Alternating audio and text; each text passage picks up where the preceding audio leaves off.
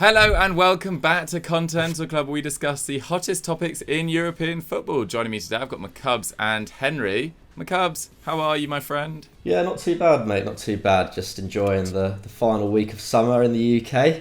Yes. Been a bit of a heat wave. So yeah, that's been me. Watched England's fairly uninspiring draw against Poland last night. Good goal from Kane, though. Good goal from Kane. It was a good goal from Kane. Shoots from anywhere, doesn't he? And pulled it off as well. So yeah, that was good. Yeah, it was very good. I mean, I only watched the highlights last night. I was watching this new programme called Vigil on BBC. If anyone's got I've heard access about that. Very good, actually. We Yeah. watched the first episode, but watched the highlights and just Lewandowski's touch. It's just insane in every situation. But yeah, disappointing result for England. But some great results around Europe as well. Italy thrashing Lithuania. I just watched the highlights of that as well. So plenty to get our teeth stuck into today, although we're not talking international football. Henry, how are you before we get stuck in? Yeah, fine. I mean, what idiot would go on national TV to say Lewandowski over Kane? That's what I... Okay. We were both in agreement, to be fair. I think you're both totally right on that. Come on. There's no competition between the two. But he was clearly watching, as you predicted he would be, Dougie, because he popped up with a win. But yeah, no, I'm good. I know it's slightly off topic, but I'm absolutely loving Emma Raducanu at the US Open. Yes. I think it's actually, anyone who likes tennis, I think this is the best Grand Slam I can remember in living memory for women's and the men's, for general excitement across the whole thing. I just think it's so good.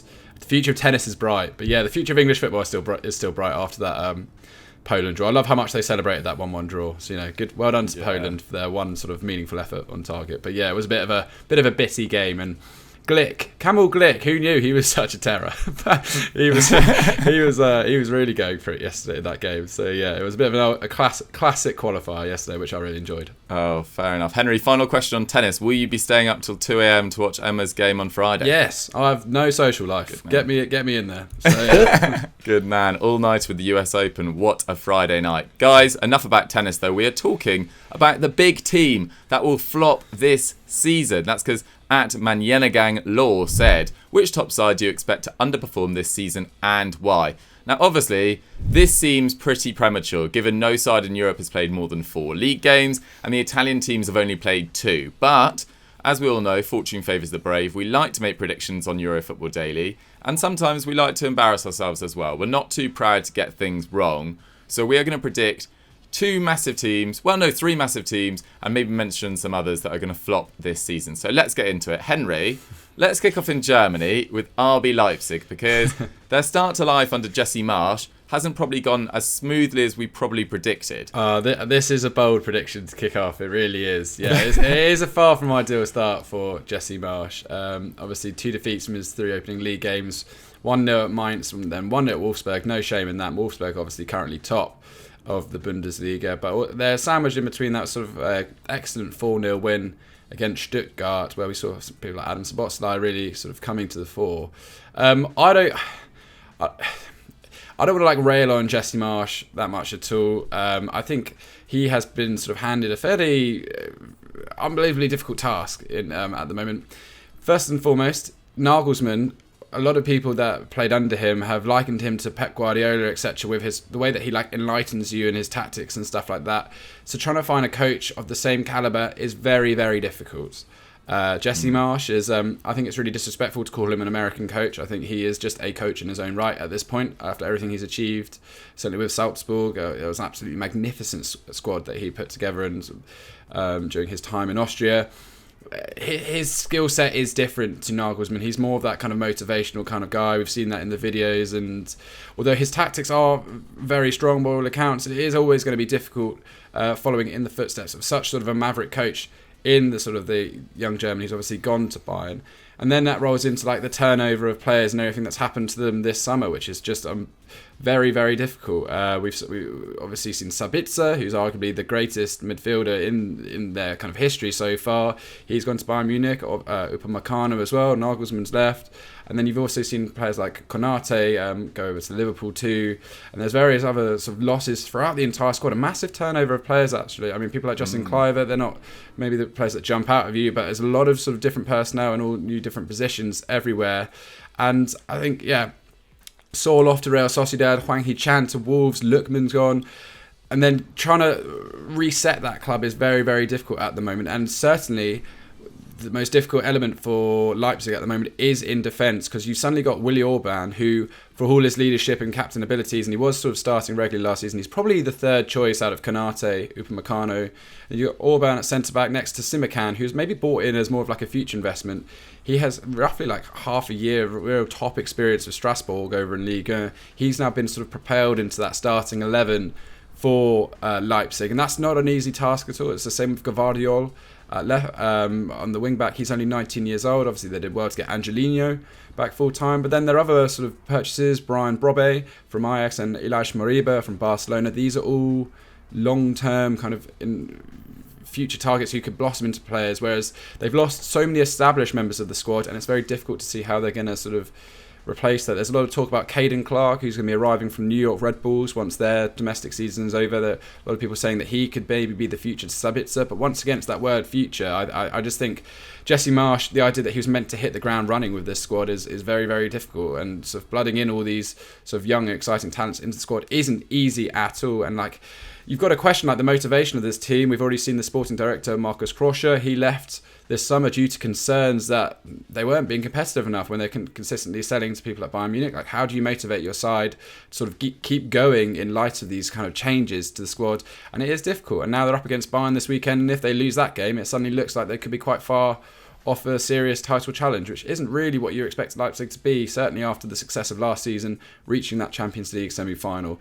If we actually just look at the team performance, I think they're doing quite well, to be honest. 17.3 shots per game. You expect that from Jesse Marsch. He loves his vertical football, high, aggressive press. He's very much, a Red Bull company man. He knows exactly the kind of policy in which they like to play. But they have now conceded 9 shots per game. That's up from 7.8 last season. Only Dortmund concede fewer.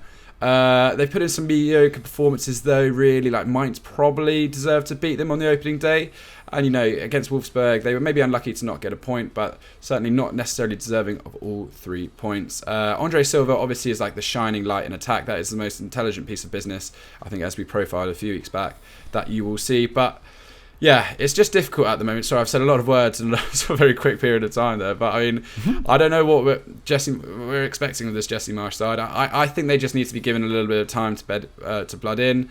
Like I said, lots of players who maybe are being accelerated into the first team who weren't exactly expected to hit the ground running as they have been. Expected points suggest they should be in 5th, so it's not all doom and gloom. But yeah, a difficult start to life at Leipzig. But I think if they can just get it together, they can still cause Bayern certainly problems when they play them this weekend. Yeah, I think, as you say, it's just that little rebuild, particularly in defence after 3 great years in the Bundesliga and then a semi-final and a quarter-final in the Champions League, I think it was as well. So they have done really, really well. I mean, Henry, obviously if they lose to Bayern, as you said, they'll be pretty much out of the title race. But do you think they've now got to focus on just getting into the top 4 this season? Like, is that enough? It is really early days. I mean, we've seen Bayern go through periods of difficulty. Obviously, I don't want to judge the league table too soon. If they hit a streak of form, they go on a sort of 10-game winning streak, which is perfectly reasonable for this Leipzig side to do with the talent they've got. Bear in mind, Sabitzer hardly didn't feature at all when he came in last season. They've got players that can come in and do. They just need to be given time. Once Andre Silva gets up and running properly, that's going to be very dangerous. So I think Champions League is a minimum requirement anyway at this point for a club of Leipzig's status. So that may not necessarily be a concern. It's just about proving, like I said earlier, about that motivation of what are they trying to achieve as a team in terms of pushing Bayern for the title. I read that Bayern were also looking at Konrad Laimer as well. Apparently they were talking to his agents as well. So it's just about it's just about keeping the motivation within the squad of, we can push for titles, we can chase this Bundesliga. We're not just here to develop you and move you on. I think that's the most important element to their season this year, is maintaining that motivation and hopefully giving Jesse Marsch the opportunity to thrive. Okay, good to hear it. Henry is not ruling out a title challenge just yet. I personally believe they'll probably just take Champions League football this year, but we will see. I think you're right. They need to send out the right message to their players and their fan base that they are really going for, consistently challenging at the top of the Bundesliga. McCubs. Yeah. We move on over to a club in Italy who were, top dog for so long. Obviously dropped off last year in Juventus. Obviously saw Inter Milan regain their, Scudetto after so long. What are we making of Juventus? They've obviously lost Cristiano Ronaldo. Max Allegri's back. Could they have a difficult season? I think we were kind of all quietly confident that they would take back the title in the summer. Absolutely. Obviously, Inter had lost Conte, lost Lukaku and Hakimi. Obviously, Simone Inzaghi is an excellent coach, and by all accounts, on quite a limited budget, they managed to get in some fairly quality players. Whether that will be enough to retain the title, we'll have to wait and see, obviously. But I think in the last couple of weeks, people have suddenly become a bit more confident of Inter retaining that title. And I think partly because of Juve haven't won yet. It's only been 2 games. But obviously, Ronaldo left for United at the end of August. That obviously leaves a big gap in terms of their goal output.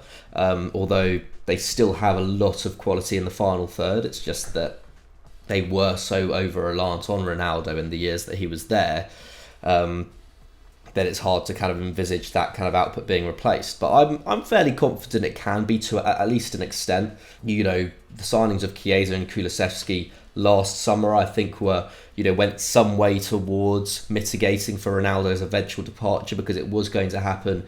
If it wasn't this summer, then in the next couple of summers, wasn't it? But nevertheless, it's a big hole to fill. He scored 81 league goals in 98 games for the club. That's an average of 0.8 goals a game. The next highest scorer in the same period was Dybala on 20. Obviously, Dybala didn't. There were periods where Dybala was kind of out of the team in those 2 years, wasn't he? But especially last season. But nevertheless, goes to show just how reliant on him they were. Hit 29 goals last season. Morata was the only player to hit double figures aside from him. But yeah, so I think this is a team that's kind of adapting to that change. And maybe it will take a few weeks. I think we've seen some quite promising attacking play from them already. I think personally that the defence is more of a concern, at least going off what I've seen in those opening 2 games. But yeah, and their business this summer has been, I don't know, fairly low key in some ways.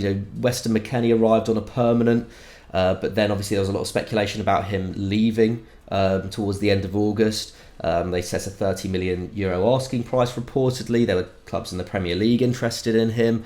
There are reports that Allegri didn't really like him. I don't think he played particularly well in that loss to Empoli, playing in that attacking midfield role. I think he got taken off quite early, yeah. Yeah, so that's maybe a little bit of a concern, but nevertheless, he was really good for them last season.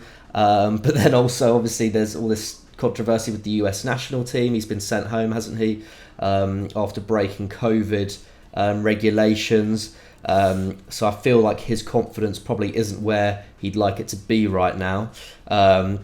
Locatelli was obviously brought in, and as much as we kind of talked about in the summer it being quite like a boring transfer in terms of kind of Serie A and whatnot, I think he's still an excellent signing, isn't he? And he'll certainly improve that midfield, which I think was missing a bit of steel last year, especially considering kind of Bentancur was kind of moved into a more defensive position. Will be interesting to see how he kind of develops this season with Allegri back in the fold. And then they signed a lot of the young players, obviously Mohamed Hatterun, who was one of the outstanding young players in the Eredivisie. He's gone to Samp on loan. So I'll be interested to see how he develops. Definitely one for the future. Caio Jorge, who's only 19, came from Santos, also still developing.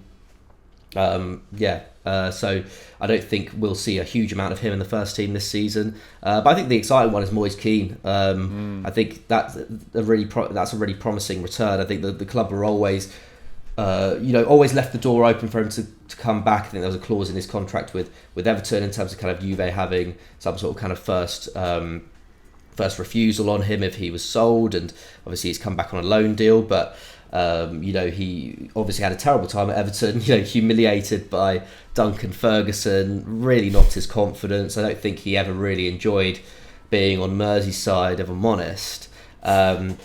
But was excellent at PSG last year, wasn't he? 17 goals. He clocked up more minutes than Neymar. Got some important goals as well. Scored in the Champions League knockouts, of course. And also scored for Italy the other night. Scored twice for them against Lithuania from the left. So one of them was an absolute golazzo. Yeah. Well. So I think he's coming into back into the side on good form, and he's still so young, isn't he? So it'll be interesting to see how he does. And actually, there's quite a lot of competition now in that forward line. You've got Dybala, who's certainly going to play a much bigger role this season under Allegri. You've got Chiesa, who is arguably their outstanding attacker, arguably Italy's outstanding attacker. And then Morata and Moise Kean, all vying for what will probably be 2 up-front spots this season. But yeah, like I said, their results have been really disappointing so far. Obviously in that Udinese game, they went 2-0 up very early on, and then gave up that lead in the second half. Then were beaten 1-0 by Empoli, newly promoted Empoli. So they didn't exactly go into it on great form. They were beaten quite comfortably by Lazio on the opening weekend. Obviously Szczesny was awful in that first game, at fault for both goals. He's already let in 0.3 more goals than XG predicts. I think that's hard to take too much from that early on, but he was terrible in that first game. Sad to say. But the defence in general just hasn't been very good. They've conceded 3.2 XG in those opening 2 games.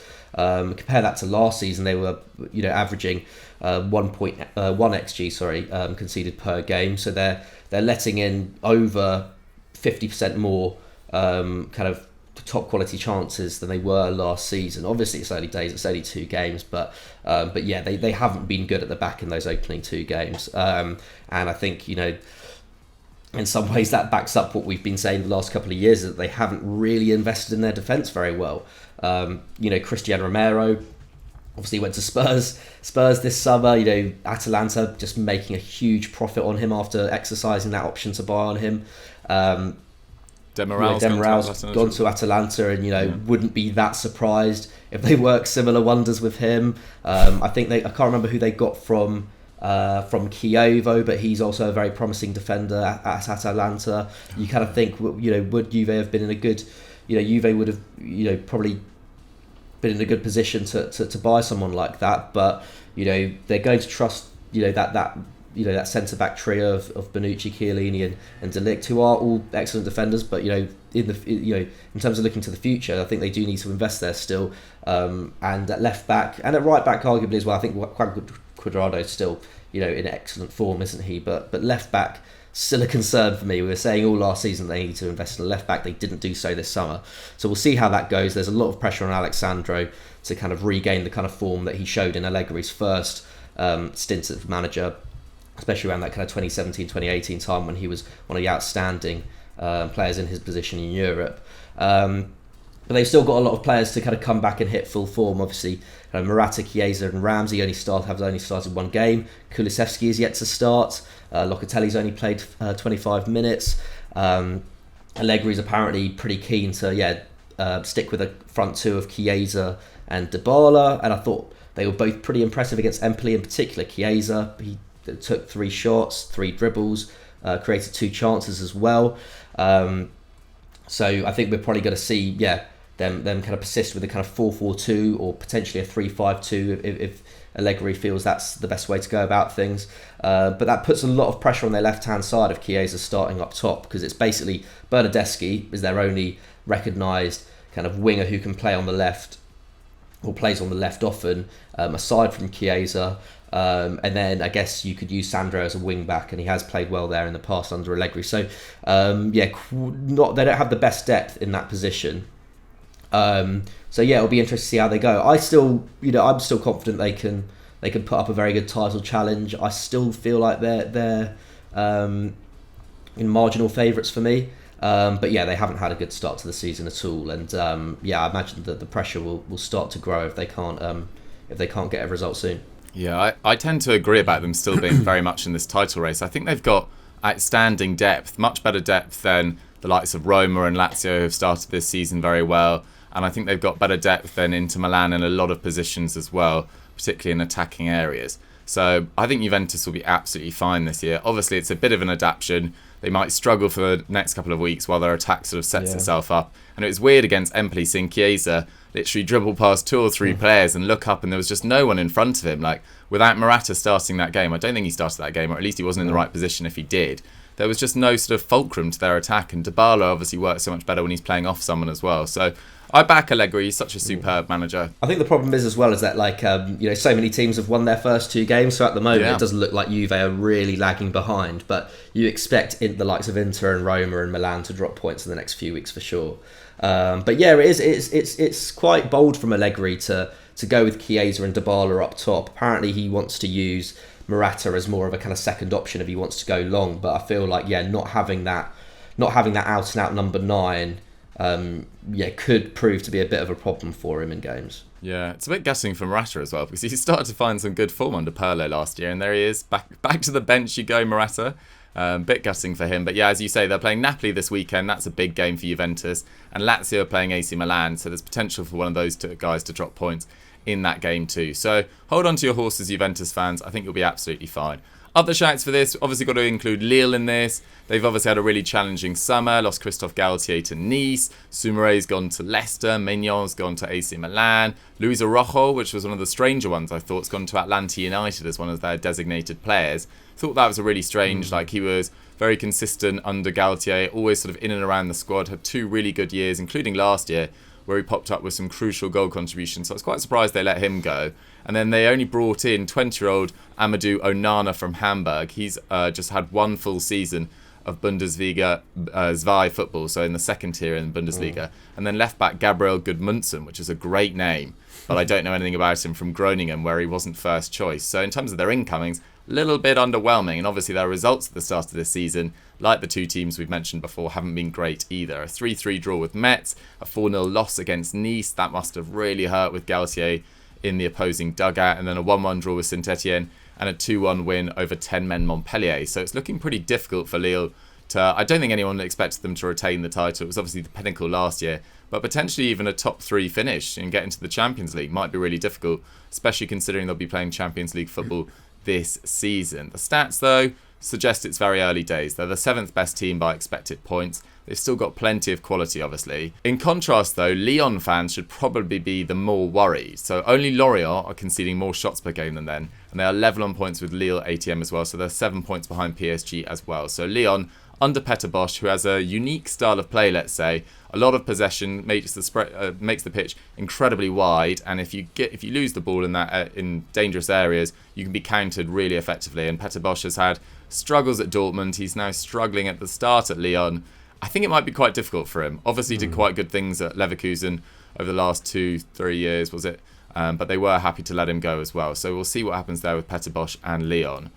Henry, you wanted to bring up AZ Alkmaar into this suggestion because they have lost a lot of talent here. Yeah, it is a bit of a shame. I feel as Alkmaar built towards something quite special. They were perhaps the season where the Eredivisie got curtailed. They were really pushing for the title there. I think maybe just a point or drawing on points with Ajax. That was really gutting for them. And you can sort of see the beginning of the end of this squad. They made £38 million this summer, selling the likes of Maran Boadou, he went over to Monaco. Calvin Stengs, he joined Nice.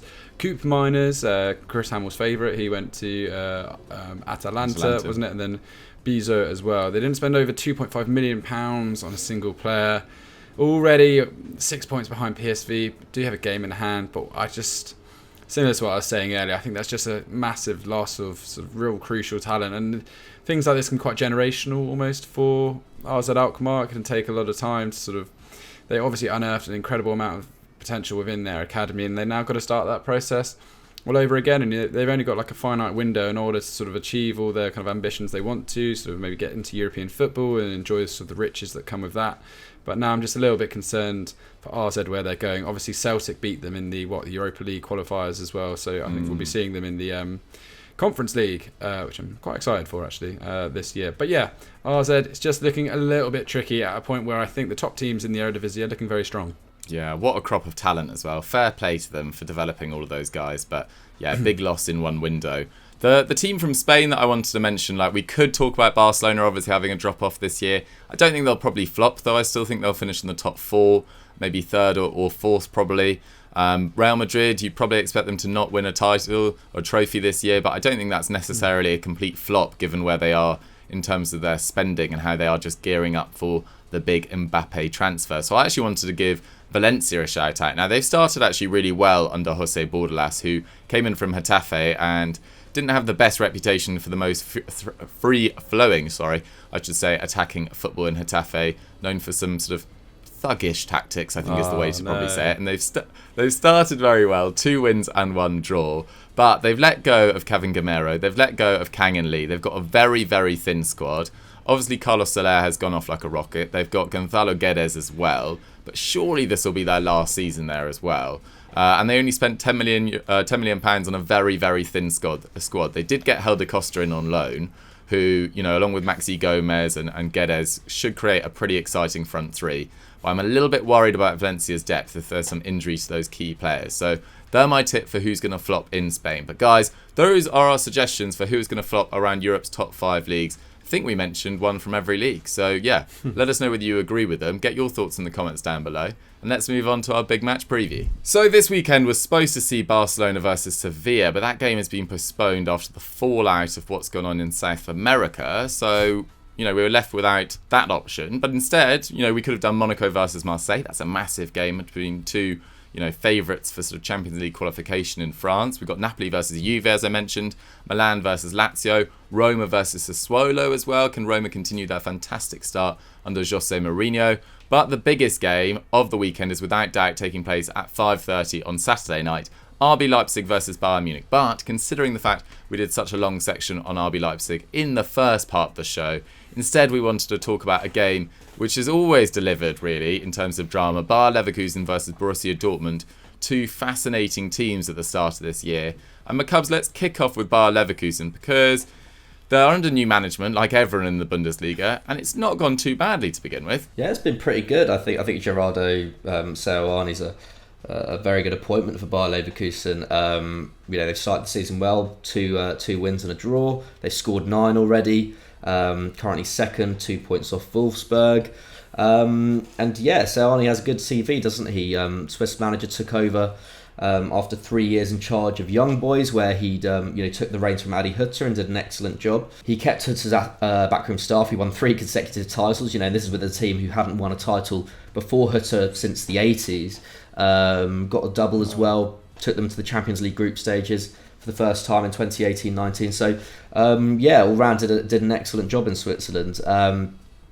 They got 4 points from 6 games in that Champions League campaign. Famously beat Juventus at home on the final match week. So yeah, he came with a decent amount of pedigree, and he inherited what's still a very strong squad. They managed to keep hold of Wirtz, who I don't think anyone really made a serious bid for him this summer. Feel like he's got a couple of years more development, kind of similar to Kai Havertz, around the same age. I think we will see if he continues to develop at the same rate. I think we'll see kind of Europe's elite come in for him maybe in a couple of years' time. Moussa Diaby, obviously, another player who I was actually a bit more surprised didn't have more suitors this summer. Patrick Schick obviously stayed as well, Alario as well. They brought in the highly rated young centre back Odilon Kasunu, Amine Adil from Toulouse, and Mitchell Bakker obviously from PSG as well. In terms of kind of making up for their kind of sales in the transfer market, once again they're buying very young, kind of promising players for the future. And generally at Leverkusen they tend to get chances pretty quick, don't they? Like in the case of players like Diaby, hit the ground running too. Obviously they lost Leon Bailey, who is a big loss to Aston Villa.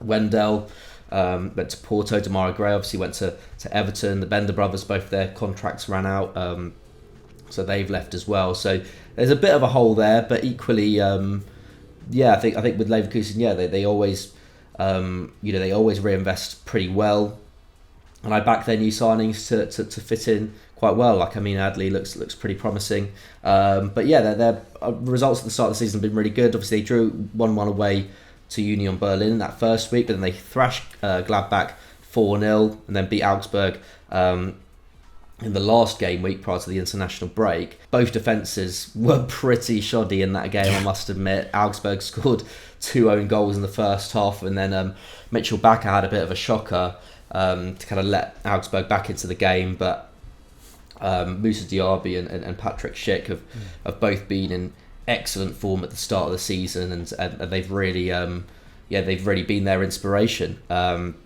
Diaby was pretty unplayable at times against both Gladbach and Augsburg. Schick's got 2 fantastic goals to his name already. Bakker, despite his woes at the back, 1 goal and an assist to his name already as well. So going forward, he's been very promising. But yeah, back to Diaby quickly. He's created 6 chances already. I think Demirbay is the only one who has more in the squad. He's completed 11 dribbles. Alphonso Davies is the only player in the Bundesliga to have completed more, and he's had an excellent start to the season as well. So yeah, going forward, Leverkusen are kind of carrying on where they left off. They've continually been one of the most exciting attacking teams in the Bundesliga over the last 2 years, and judging by these early game weeks, I don't think that's going to stop anytime soon. Really looking forward to seeing how Wirtz does this season. It'll be interesting to see kind of what positions he takes up, and how his kind of relationship with Diaby and Schick develops over the course of the next 10 months. But yeah, I think defensively, they'll probably face a few challenges in terms of the spine of that team being a bit damaged in the summer. Young players coming in and whatnot, but yeah, I don't think they could have started the season any better, to be honest. And I think they can go into the Dortmund game with a lot of confidence. 100%. I really rate Moussa Diaby, actually. I think he is going to be one of the best wingers in the whole division this year. And Wirtz as well had an outstanding game against Augsburg. Just such a calm head on his shoulders. Played for Germany a few times now as well. So massive future for those 2 players. And obviously Patrick Schick has just sort of continued where he left off this summer, where he's one of the surprise packages of Euro 2020 after a couple of disappointing or mixed years, I should say, at club level.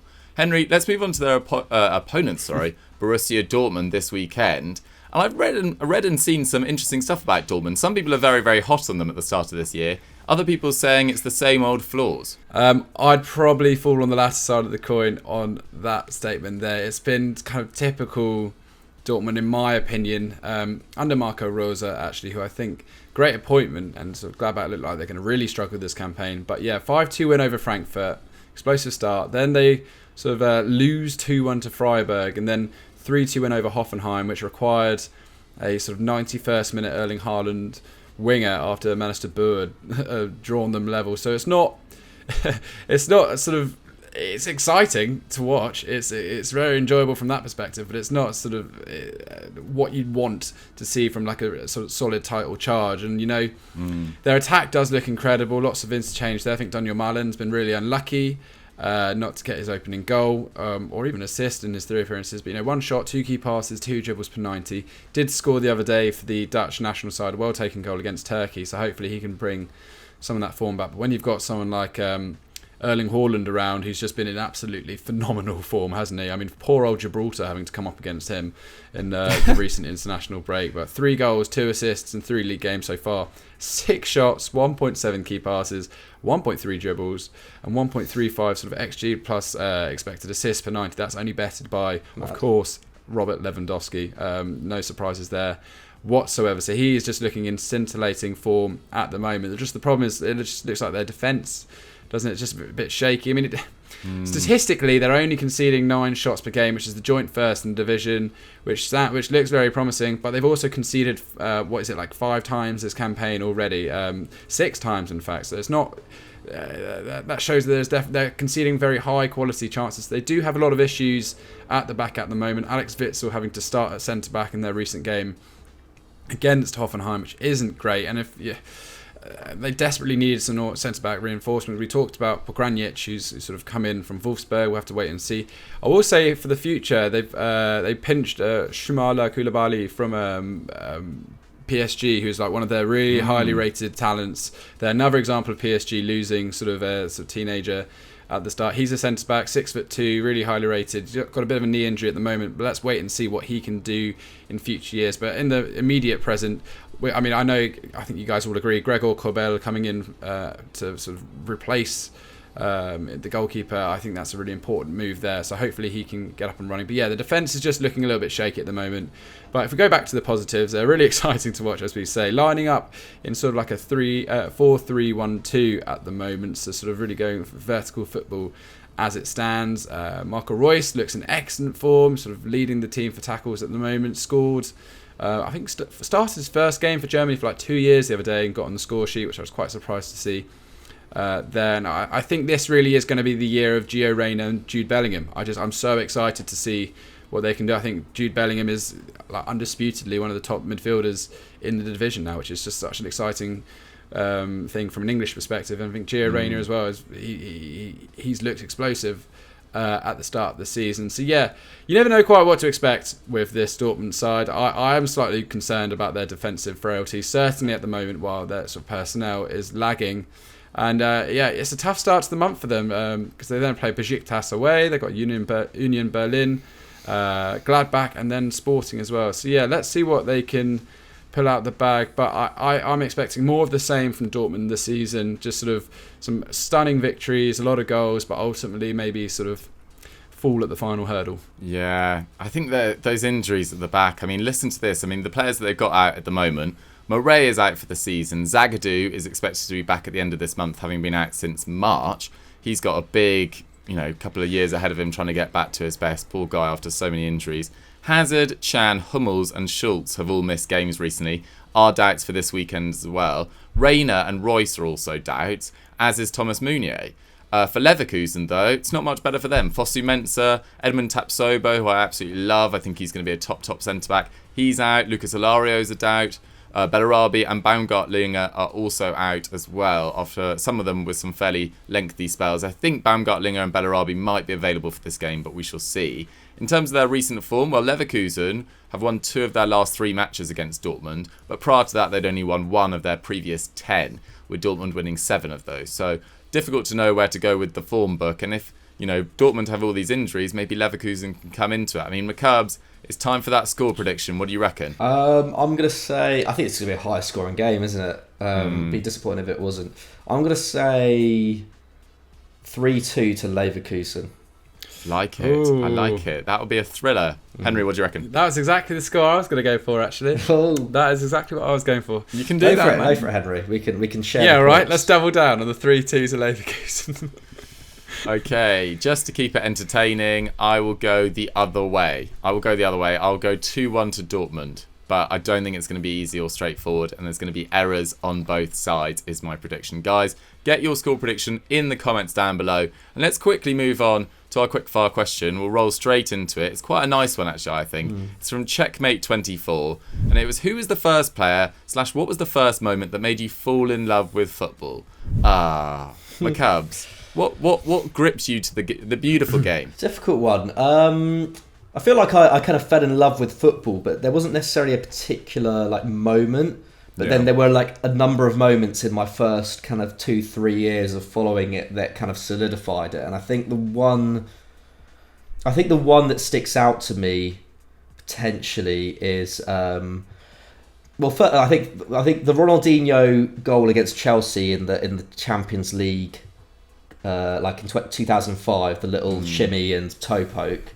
That was like an iconic moment for me. I feel like growing up watching football, but I think just England's Euro 2004 campaign in general. Yeah.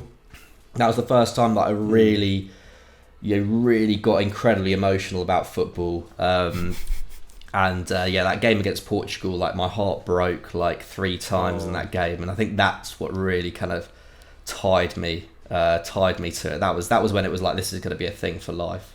I think that's it for me. Fair enough. Henry, was it a Fulham moment? Was it a Fulham player? Was it any moment? Well, when you first asked the question, I distinctly remember watching England beat Germany 5-1 when Michael Owen got the hat trick. I know a lot of Germans laugh about that game, but I really do. I remember loving that game. Michael Owen was the first shirt I ever owned. Then the World Cup in 2002. I remember sort of going a lot with my dad to our local church to watch the games on the big screen early in the morning and stuff like that. And I mean, when Owen scored against Brazil, and then obviously, oh my god, when you said Ronaldinho, I thought you were going to say the same thing when he lobbed it. That was pretty heartbreaking. Still not sure whether that's a cross, to be honest. Well, either way, I remember really sort of bouncing around, enjoying that in sort of equal measure. So there was that tournament, and then I don't know. Liverpool, AC Milan, sort of classic stuff, and then maybe Fulham's run to the Europa League final. I think that's when I realised, certainly from a Fulham perspective, how much I cared about that. Like that whole beating Shakhtar, sort of Wolfsburg, Hamburg. It was Juventus. It was just so magical, the whole process. Fell in love with that team. Pansil, sort of Danny Murphy, Bobby Zamora. So yeah, that was in terms of football, that really did it for me. But yeah, genuinely, it's that England's Germany match, even the Beckham penalty against Argentina. I remember all of those very vivid, very clearly, which is quite nice because I don't remember much from my young years. Fair enough. Yeah, I've said it many times. I actually fell in love with football way before I fell in love with Sunderland, because I had to be a scout for my brother when we used to play Football Manager together. So I used to go and have to find players for him. That was when I was really pretty young. But in terms of falling in love with Sunderland, weirdly enough, it was actually when Roy Keane was in charge and we got promoted out of the Championship, having been bottom when he took over, with Carlos Edwards scoring bangers from everywhere. I was a little bit too young to enjoy the Kevin Phillips years and the Niall Quinn era when we're actually quite good. But in terms of overall getting into football, we've already mentioned him, Ronaldinho was a big part of my childhood. So was Thierry Henry, even early Cristiano Ronaldo at Man United as well. That was a real golden age of Premier League football for me as well. Lampard and Gerrard scoring absolute screamers. It was such a good time to be sort of developing your fandom as a football fan. So yeah, we've mentioned quite a lot there. We've gone from Roy Keane at Sunderland to the Europa League final and Ronaldinho's chip in the 2002 World Cup. So guys, get your thoughts on when you fell in love with football in the comments down below. Let's share some love. Let's get nostalgic. But guys, that's all we've got time for on Continental Club for this week. I hope you enjoyed our discussion on which clubs could flop this year. We actually didn't really think anyone could flop in the end. Maybe Lille. We actually think RB Leipzig and Juventus will probably be all right in the end. But McCubs, if they've enjoyed this, what should they go and watch now across the Football Daily universe? They should go and check out all the explains that we've done. There have been some really good ones on Euro Football Daily and Football Daily. Go and check out the podcast, which was myself, Henry and Zach talking about Premier League strikers. Who's the best, who's the worst. Yeah, there's loads to get your teeth stuck into at the moment. Nice. Any spoilers from that podcast, Henry? Did anyone say anything particularly stupid? Big debate about Danny Welbeck, I'll tell you that much. It actually was. No, there were some good flashpoints actually. I really enjoyed it. Michail Antonio, some other players like that. So yeah, go check that out. I will just say, I think Juventus are going to flop. I just like to end on that. Okay. I really do. I think they've got too many midfielders. I'm not sure they know what to do with it all. I think they're going to flop. And also, if you want to hear about potential flops, check out this week's Scout Report. Looked at a few sort of wonder kids whose careers are maybe stalling right now and trying to figure out what needs to happen with their futures. So go check out that if you haven't. Yeah, absolutely. We had Leroy Sané on the thumb of that, and then of course he goes and puts in a magnificent display for Germany last night, which is a little bit unfortunate, but he is having a tricky time at Bayern Munich. But guys, thank you very much for watching. We'll catch you next week. We've got a special guest, so stay tuned for that. We'll see you next week. Goodbye.